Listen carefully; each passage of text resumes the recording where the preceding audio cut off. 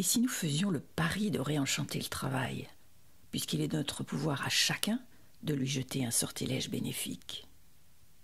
Car oui, revisitons notre langage.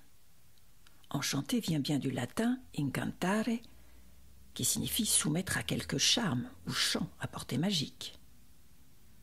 Aurions-nous perdu ce talent, nous, Français, artistes, créatifs turbulents, inventeurs des Lumières, entrepreneurs, poètes, à la langue enviée dans le monde entier?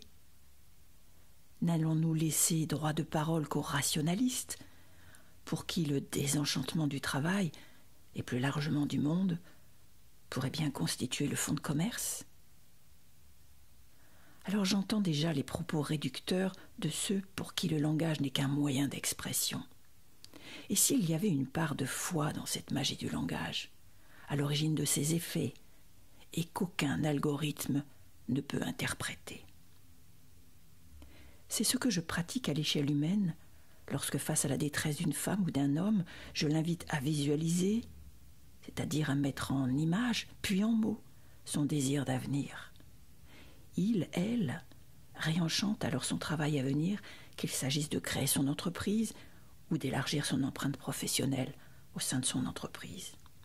Et l'énergie de ces images et de ces mots irrigue son être, sa motivation intrinsèque, dira l'experte, et booste sa mise en action. Et collectivement, est-ce possible?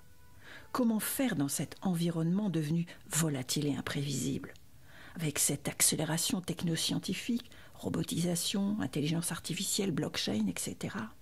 Ces nouveaux acteurs, ces plateformes comme Uber et d'autres, ces dangers nouveaux, contexte géopolitique, communautarisme, pandémie, qui bousculent notre environnement.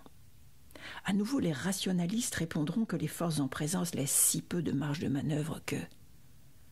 Que quoi? Nous devrions cesser d'avoir la foi? Nous devrions cesser de croire en la magie de nos talents individuels qui font notre collectif, la société?